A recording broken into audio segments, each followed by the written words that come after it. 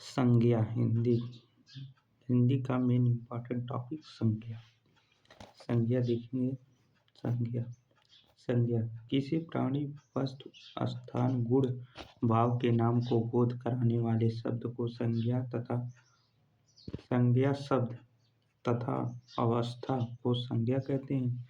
दूसरे शब्दों में जिससे किसी विशेषण, वस्तु, व्यक्ति, भाव और जीव के नाम का बोध होता है उसे संज्ञा कहते हैं।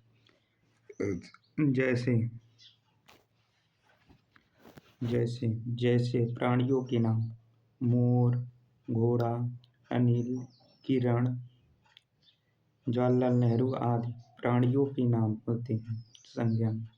वस्तुओं का नाम अनार, रेडियो, किताब, संदूक आदि।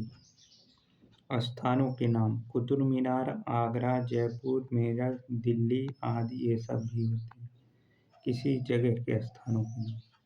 भावों का नाम वीरता, मतलब किसी चीज में बुढ़ापा, मिठाई, ईमानदारी, सफलता आदि ये भाव दिखा रहा है। अवस्था के नाम बचपन, गरीबी। अगला पॉइंट संज्ञा के भेद। संज्ञा के 5 भेद होते हैं। व्यक्तिवाचक संज्ञा, जातिवाचक संज्ञा, भाववाचक संज्ञा, समूहवाचक संज्ञा, द्रव्यवाचक संज्ञा। व्यक्तिवाचक संज्ञा जिस संज्ञा शब्द के किसी व्यक्ति, वस्तु, स्थान, नाम का बोध हो उसे व्यक्तिवाचक संज्ञा कहते हैं।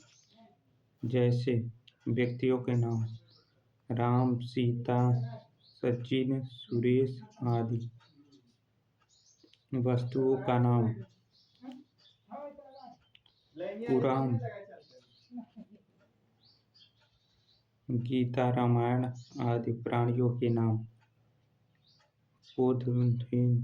कामधेनु, युवराज आदि। स्मारकों के नाम ताजमहल, कुतुब मीनार, लाल किला आदि। यह व्यक्तिवाचक संज्ञा में आते हैं।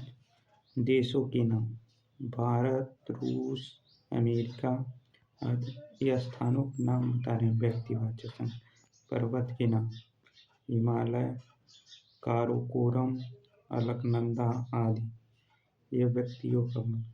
नदियों के नाम गंगा, सिंधु, कावेरी, कृष्णा। पुस्तक के नाम रामचरितमानस, ऋग्वेद, धर्म, युग। यह व्यक्तिवाचक संज्ञा में आते हैं।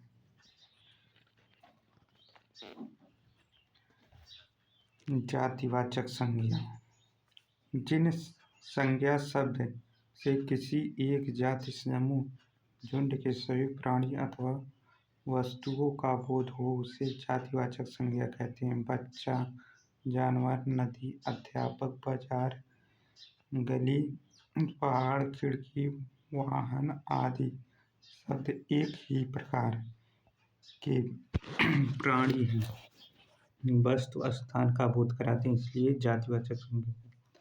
इसके जैसे यहाँ पर जैसे लड़का के नाम होगा नरेश, मुकेश, दिनेश, रमेश आदि।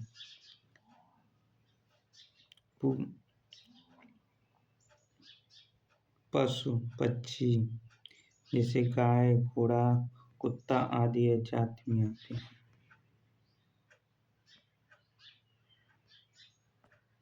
यह जातिवाचक में आते हैं। वस्तु, मकान, कुर्सी, पुस्तकालय, पुस्तक, कमल, कलम है आदि आते हैं। नदी जैसे गंगा नदी, यमुना नदी, कावेरी नदी आदि ये जाति में आते हैं।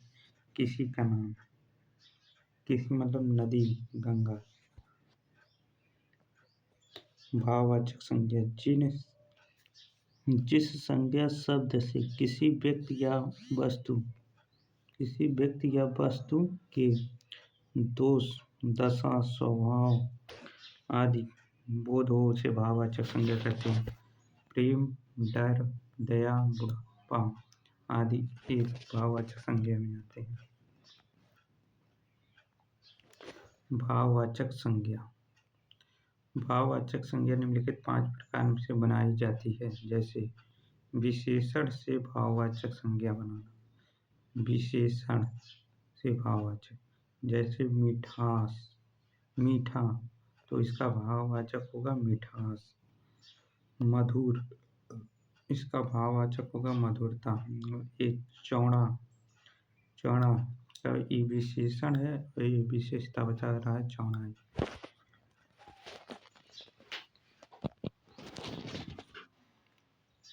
ये विशेषण है।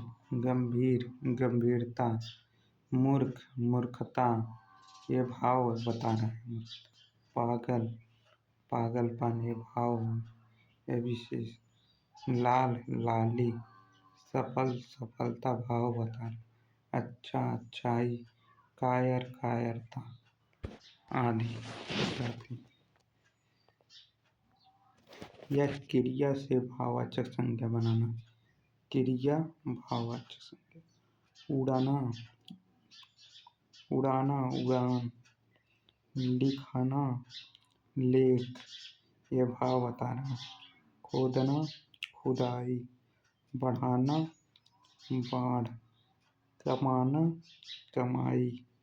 घेरना, घेरा आदि यह भाव बता रहा है, क्रिया का भाव। अव्यय से भाववाचक संज्ञा बनाना। अव्यय है, ये भाव है। दूर, भाववाचक होगा दूरी, दूर का भाववाचक होगा दूरी। निकट का निकटतम भाववाचक होगा। थकान, थकावट होगा भाववाचक।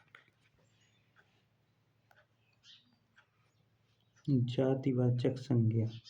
जातिवाचक संज्ञा से भाववाचक संज्ञा बनाना। जातिवाचक, भाववाचक।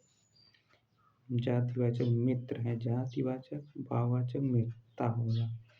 पुरुष, पुरुषता, यह भाववाचक होगा। सेवक, सेवा, यह भाववाचक होगा। भाई, भाईचारा भाववाचक होगा। सर्वनाम से भाववाचक संज्ञा बनाना। सर्वनाम भाववाचक।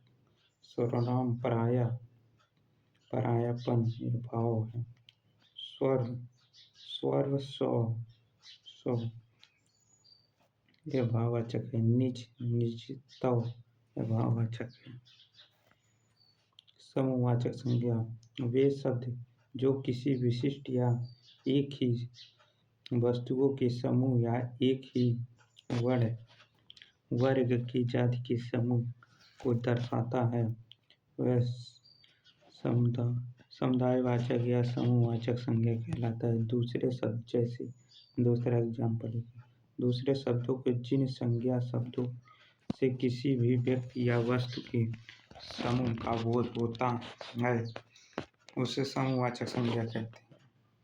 जैसे गेहूं की ढेर, मतलब समूह में गेहूं का ढेर। लकड़ी का गट्ठर, विद्यार्थियों का समूह आदि शब्द आते हैं।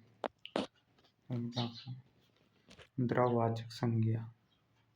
वे शब्द जो किसी पदार्थ, धातु और द्रव को दर्शाता है, उन्हें द्रववाचक संज्ञा कहते हैं। जैसे गेहूं, तेल, पानी, दूध, दही, लोहा, सोना, आटा, दाल आदि शब्द आते हैं। जैसे नोट में संज्ञा का रूप परिवर्तन लिंग वचन कारक के अनुसार भी होता है।